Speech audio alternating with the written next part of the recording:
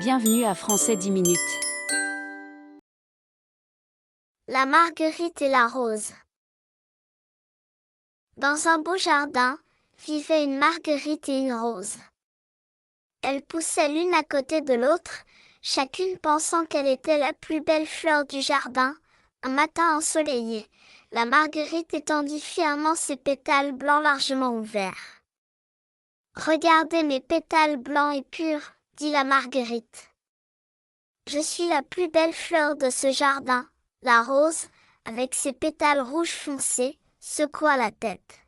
« Oh, chère Marguerite, dit la rose, tu es peut-être jolie, mais mes pétales rouges foncés sont beaucoup plus attractifs. Je suis la plus belle fleur du jardin. » La marguerite et la rose commencèrent à se disputer. Mes pétales sont comme les étoiles dans le ciel, se vanta la marguerite. Ils brillent de mille feux et font sourire tout le monde. Absurdité, répondit la rose. Mes pétales sont comme les couleurs du coucher de soleil.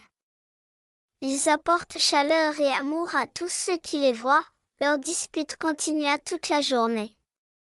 Ni la marguerite ni la rose ne voulaient admettre que l'autre pourrait être plus belle. Elles décidèrent de demander l'avis des oiseaux, des abeilles et des fourmis. Tout d'abord, elles appelèrent un oiseau perché sur une branche d'arbre. « Cher oiseau, dit la marguerite, s'il te plaît, dis-nous, qui est la plus belle, la marguerite ou la rose ?» L'oiseau regarda les deux fleurs et sourit. « Vous êtes toutes les deux belles à votre manière, dit l'oiseau. La marguerite a des pétales brillants et joyeux, et la rose a des pétales profonds et passionnés. » Ensuite, elles demandèrent à une abeille qui bourdonnait à proximité. « Chère abeille, dit la rose, qui trouves-tu la plus belle, la marguerite ou la rose ?» L'abeille se posa sur chaque fleur, sirotant du nectar de leurs pétales. « Vous êtes toutes les deux belles, dit l'abeille. Les pétales de la marguerite sont simples et élégants, tandis que les pétales de la rose sont riches et romantiques. » Enfin, elles appelèrent une fourmi travaillant dur au sol.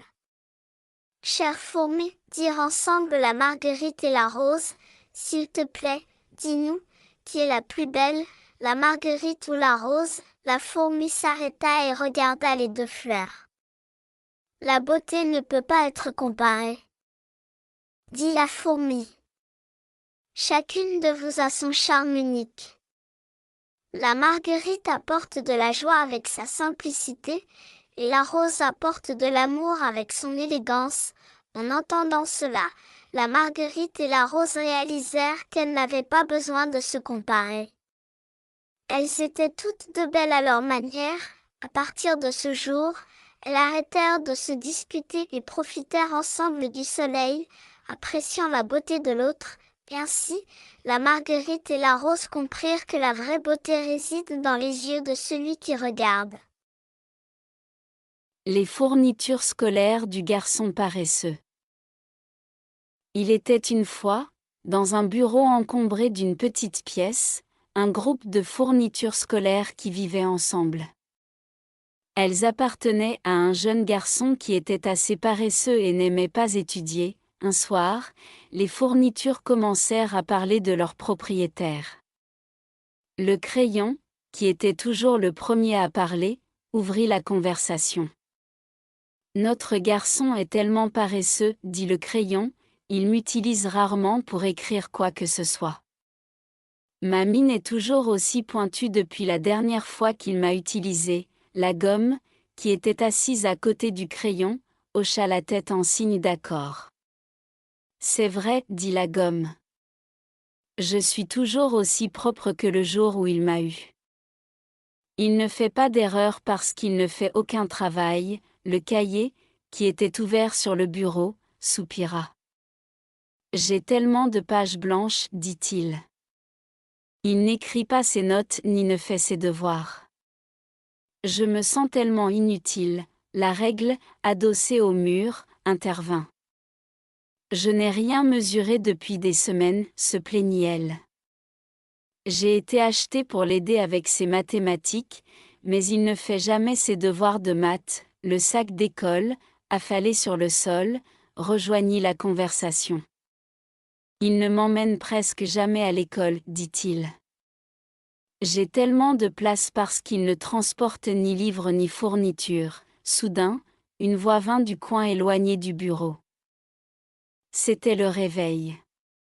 Vous savez, ce n'est pas juste une question de paresse, dit le réveil. Notre garçon a du mal à se réveiller le matin. Il reste éveillé tard et ne peut pas se lever à temps pour l'école. Il a besoin de notre aide, pas de nos critiques. Les fournitures scolaires restèrent silencieuses, réalisant qu'elles avaient été trop dures. Le crayon prit la parole à nouveau, cette fois avec un ton plus doux. Peut-être que nous pouvons l'aider, dit-il. Si nous travaillons ensemble, nous pouvons l'encourager à étudier et à faire ses devoirs. La gomme acquiesça. Oui, nous pouvons lui rappeler qu'il est normal de faire des erreurs, dit-elle. Je suis là pour l'aider à les corriger, le cahier ajouta, je serai prêt avec des pages ouvertes, attendant ses notes et ses pensées. La règle suggéra, je rendrai les mathématiques plus amusantes pour lui. Je peux lui montrer à quel point c'est excitant de mesurer et de résoudre des problèmes. Le sac d'école se redressa. Je serai fier de porter ses livres et ses fournitures, et d'être là pour lui tous les jours, le réveil sourit. Et je le réveillerai à temps, pour qu'il puisse commencer sa journée frais et prêt à apprendre. À partir de ce jour, les fournitures scolaires travaillèrent ensemble pour aider leurs propriétaires. Elles rendaient les études plus agréables et l'encourageaient à donner le meilleur de lui-même. Le garçon commença à utiliser son crayon, sa gomme, son cahier et sa règle régulièrement. Il préparait son sac d'école chaque soir et se réveillait alors chaque matin. Avec le soutien de ses fournitures scolaires, l'attitude du garçon envers les études changea. Il ne se sentait plus paresseux ou démotivé. Au contraire, il devint désireux d'apprendre et de donner le meilleur de lui-même à l'école, et ainsi, les fournitures scolaires du garçon paresseux trouvèrent leur raison d'être, aidant leurs propriétaires à réussir et à trouver du plaisir dans l'apprentissage. Fête d'anniversaire surprise. L'anniversaire des 16 ans de Miranda approchait, et ses amis voulaient lui organiser une fête surprise. Ils savaient qu'elle adorait les surprises, alors ils planifièrent tout en secret. Le jour de son anniversaire, Miranda se réveilla à une journée apparemment ordinaire. Ses amis lui avaient dit qu'ils étaient occupés et ne pouvaient pas se voir. Miranda se sentit un peu déçue mais décida de profiter de sa journée.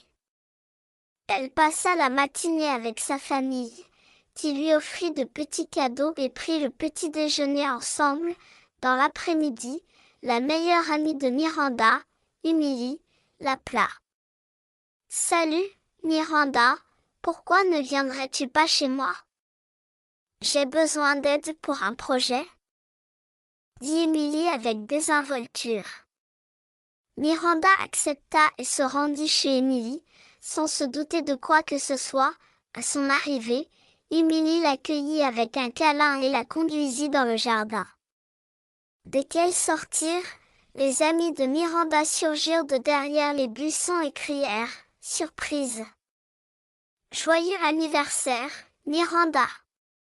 Miranda était stupéfaite et sans voix. Elle ne pouvait pas croire que ses amis avaient organisé cela pour elle. Le jardin était décoré de ballons colorés, de guirlandes et de lumières féeriques. Une grande table était dressée avec de délicieux mets, y compris les encas préférés de Miranda et un magnifique gâteau d'anniversaire. Il y avait même une playlist de toutes ses chansons préférées. Les amis de Miranda prirent tour à tour pour lui donner des câlins et des vœux d'anniversaire. Ils lui offrirent des cadeaux, chacun soigneusement choisi. Miranda se sentit envahie de bonheur et de gratitude. Elle ne s'attendait pas à une si merveilleuse surprise. Au fil de la soirée, les amis jouèrent à des jeux, dansèrent et partagèrent des histoires. Miranda ne pouvait s'empêcher de sourire et de rire. Le point culminant de la soirée fut lorsqu'ils se rassemblèrent tous autour du gâteau, chantant « Joyeux anniversaire » à haute voix et joyeusement. Miranda fit un vœu et souffla les bougies, se sentant vraiment bénie. Après avoir coupé le gâteau et que tout le monde en ait eu sa part, ils continuèrent à profiter de la soirée. Ils installèrent un projecteur et regardèrent le film préféré de Miranda sous les étoiles. Les rires et le plaisir continuèrent tard dans la nuit. Au moment de rentrer chez elle, Miranda remercia ses amis pour cette fête d'anniversaire inoubliable. Elle se sentait chanceuse d'avoir des amis aussi formidables qui se souciaient autant d'elle. Miranda se coucha ce soir-là avec un cœur rempli de joie, sachant qu'elle avait célébré ses 16 ans de la meilleure façon possible.